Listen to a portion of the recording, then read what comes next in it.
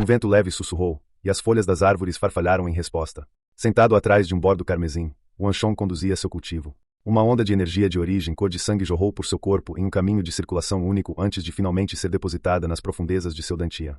Esta energia de origem cor de sangue não pertencia a Wan Chong. Foi obtida daqueles bandidos através de sua pequena arte Yin e Yang. Durante os dias que passou erradicando os bandidos, Wan Chong conseguiu absorver a energia de origem deles. Com essa fonte de nutrição, Wan Chong se fortaleceu rapidamente com o passar dos dias, e até mesmo sua pequena arte Yin e Yang conseguiu romper o gargalo. Wan Chong podia sentir claramente que a quantidade de energia que ele poderia extrair usando a pequena arte Yin e Yang era significativamente maior do que antes. No entanto, uma pena era que Wan Chong ainda não havia alcançado o reino marcial verdadeiro, então não conseguia acessar essa energia. Assim, ele depositou toda a energia acumulada em um local escondido sob seu dantian. Esta era uma arte secreta para armazenar energia de origem que Wan Chong aprendeu em sua vida anterior. Caso alguma situação inesperada acontecesse, ele seria capaz de usar esse armazenamento de energia para superar o perigo. Isso era particularmente essencial para ele naquele momento, visto que seu cultivo ainda era baixo. Senhor! No momento em que Wan Chong conduzia seu cultivo para debaixo da árvore, uma voz alta soou de repente. Ele abriu os olhos e viu destroços no acampamento dos bandidos à sua frente. Um cavaleiro da Grande Tang caminhou até ele com uma espada embanhada pendurada na cintura. A batalha terminou. Bai Xiaoji capturou um bandido e está procurando por você, dizendo que tem algo para discutir com você, relatou o cavaleiro respeitosamente. Wan Chong arqueou as sobrancelhas. Naturalmente, Bai Xiaoji se referia a Bai Xilin. Como Bai Xilin era uma dama, o pelotão de Wan Chong a chamava em particular de Bai Xiaoji. Bai Xilin não o chamaria sem motivo. Já que ela o estava convidando, algo devia ter acontecido. Entendido. Vou até aí agora. Wan Chong retirou um sachê da cintura e o abriu, revelando um saco de feijões amarelos. Colocou-o diante de pequena sombra e deu um tapinha no pescoço do cavalo. Observando por um momento enquanto seu cavalo mastigava deliciosamente os feijões, ele se virou e seguiu a liderança do cavaleiro. Passando pelos vários postos, Wan Chong finalmente encontrou Bai Xilin nas profundezas do acampamento. A jovem senhora do clã Bai estava sentada em uma cadeira coberta com uma camada de pele de tigre. Ao seu redor, estavam 8 cavaleiros com espadas penduradas na cintura. Nenhum deles disse uma palavra, e um clima de tensão pairava no ambiente. O que houve? Wan Chong perguntou com um sorriso. Era raro ver Bai Xilin com uma atitude tão grave. Surgiu um problema. Este sujeito é o chefe deste covil. Pergunte a ele você mesmo. Bai Xilin ergueu as mãos brancas como a neve e apontou para o homem amarrado à sua frente. Wan Chong voltou sua atenção para o homem ajoelhado no chão. O outro parecia ter cerca de 30 anos, com cerca de 1,70 m de altura. Inesperadamente, ele carregava um ar cavalheiresco. Que raro! Imaginar que haveria um homem assim entre os bandidos, pensou Wan Chong, com uma ponta de espanto nos olhos. A disposição surge da alma. Bandidos, que ganhavam a vida roubando e matando comerciantes inocentes, geralmente tinham um ar de brutalidade ao seu redor. Um homem como aquele diante dele era realmente raro entre bandidos.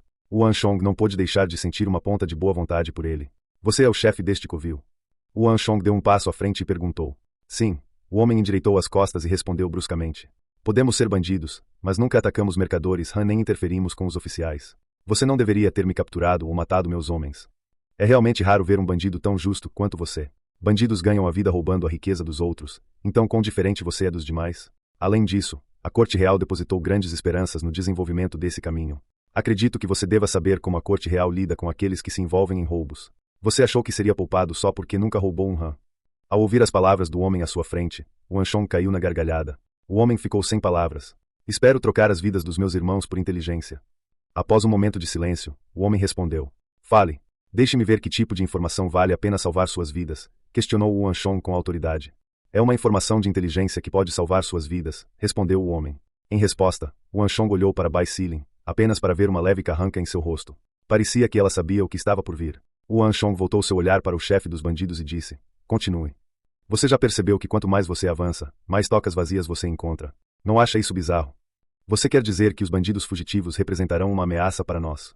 E se eu lhe disser que os bandidos fugitivos buscaram refúgio com um certo homem? A sala mergulhou de repente em um silêncio ensurdecedor. Os lábios de Wan Chong se moveram, mas nenhuma palavra saiu de sua boca. Ele voltou os olhos para Bai Xilin, apenas para vê-la sentindo sombriamente. Por outro lado, o homem olhou profundamente para Wan Chong, aparentemente tentando avaliar sua reação.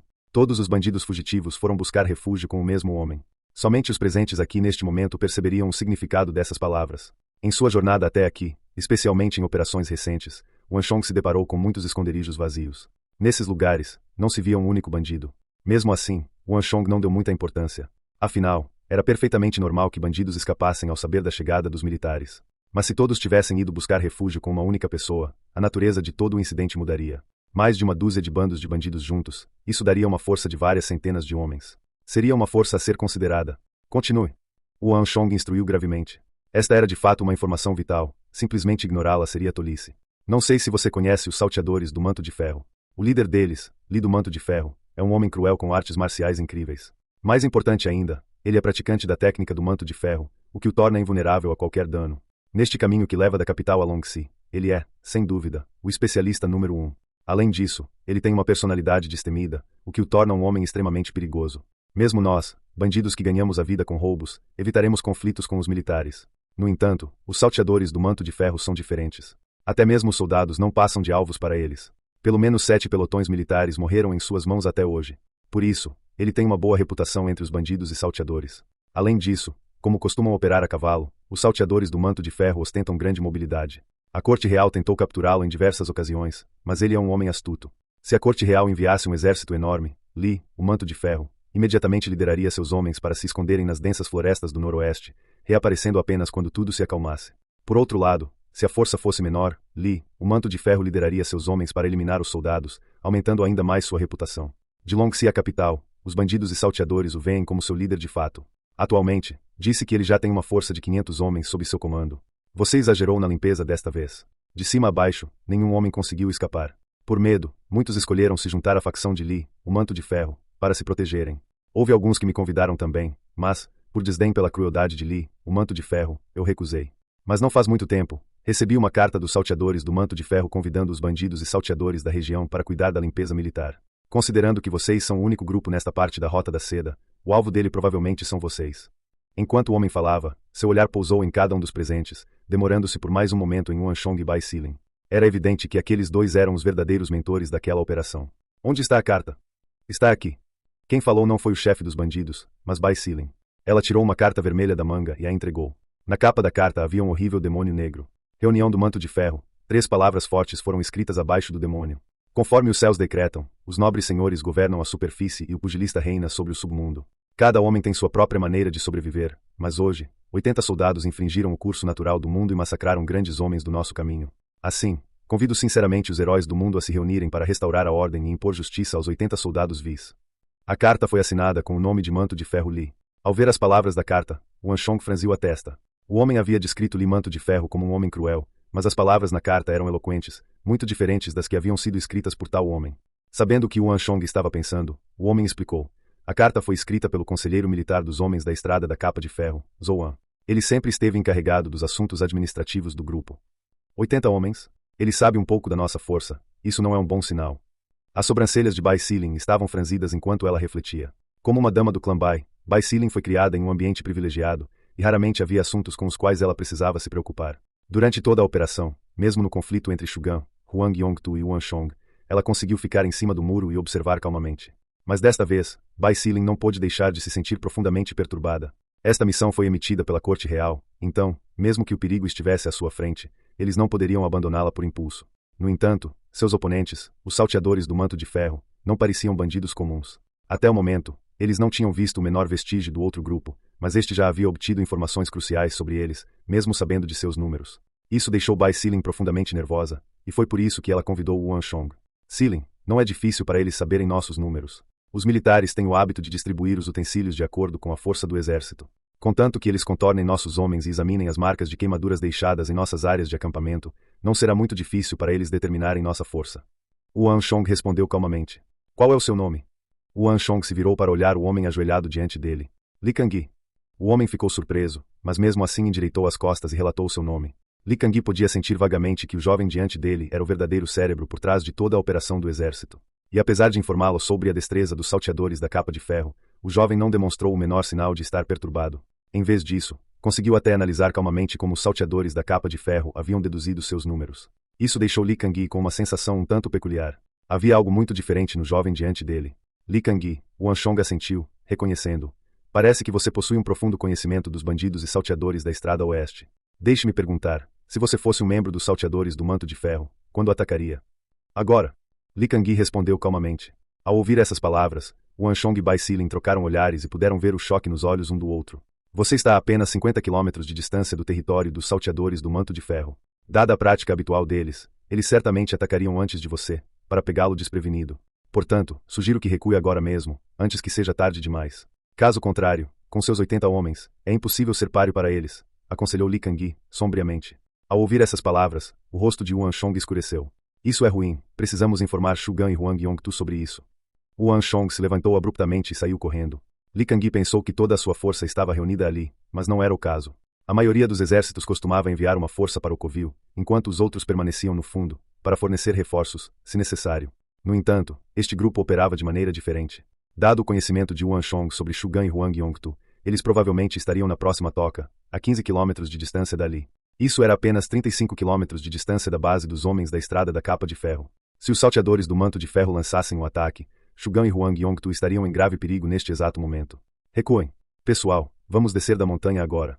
Percebendo a mesma coisa, Bai Xilin imediatamente se levantou do assento de pele de tigre e saiu correndo da toca com Yuan Shong. Percebendo a situação que enfrentavam, os 40 cavaleiros da Grande Tanga avançaram rapidamente montanha abaixo, sem se preocupar em vasculhar o covil em busca de despojos de guerra. Como um dragão furioso deslizando pelas terras, o grupo de 40 galopou rapidamente para o próximo covil, a 15 quilômetros de distância. Embora Yuan Shong tenha tido vários conflitos com Shu Gan e Huang Yongtu, não era seu desejo vê-los massacrados por bandidos e salteadores. Mais importante ainda, ele não suportava ver 40 veteranos militares leais da Grande Tang morrerem daquela maneira. Para os cavaleiros que dedicaram suas vidas à Grande Tang serem mortos por meros bandidos e salteadores, isso era uma grande desonra. Como um homem que havia passado os dias no campo de batalha em sua vida passada, Yuan Shong se identificava profundamente com isso. Portanto, ele não estava disposto a ver tal situação acontecer. Como se percebesse as intenções de seu dono, a sombra de cascos brancos também avançou com toda a sua força. Shu Gan e Huang Yongtu partiram bem cedo, e o grupo de Yuan Shong também havia passado bastante tempo no acampamento anterior dos bandidos. Portanto, estavam 1 ou 2 horas atrás do outro grupo. Pela primeira vez, Yuan Shong sentiu que essa jornada de 15 quilômetros era excepcionalmente longa. Só espero que não seja tarde demais. Yuan Shong cerrou os punhos com força enquanto pensava. Tomara que ele estivesse pensando demais e que os salteadores da capa de ferro ainda não tivessem atacado.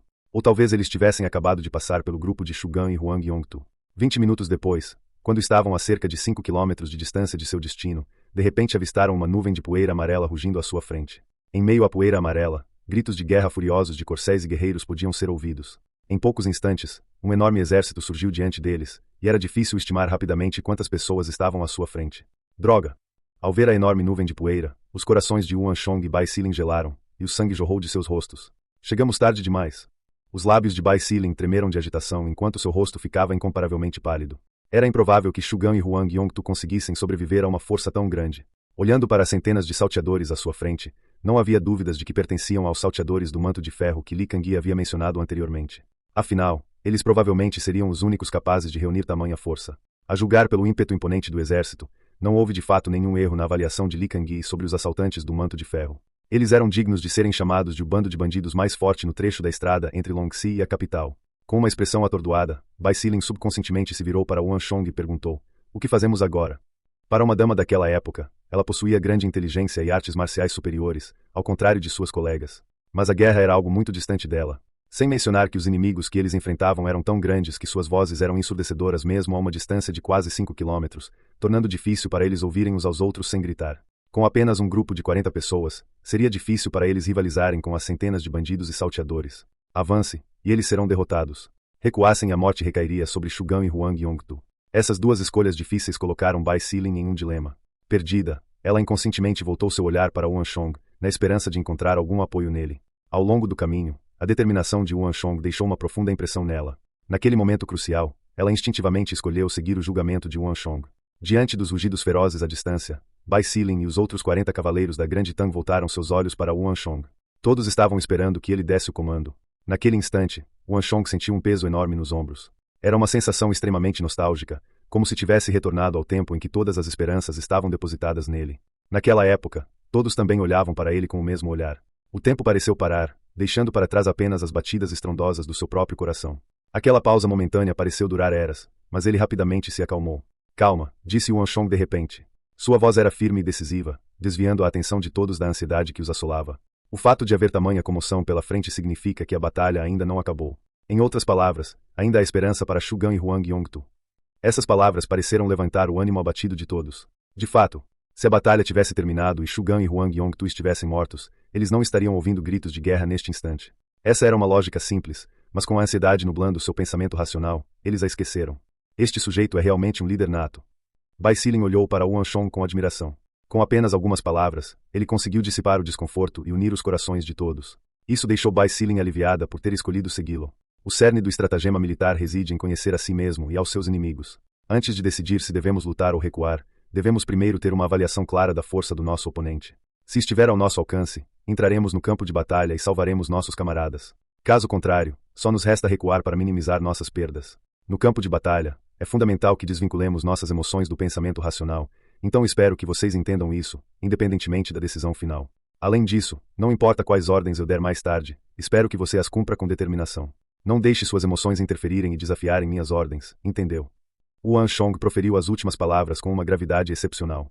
Havia apenas 40 deles ali, o que os colocava em enorme desvantagem numérica. Se ele não conseguisse manter o controle absoluto sobre seus homens, atacá-los agora só significaria a morte deles. Sim, senhor. Desta vez, independentemente de serem os soldados sob o comando de Yuan Shong ou de Bai Sealing, eles responderam decisivamente.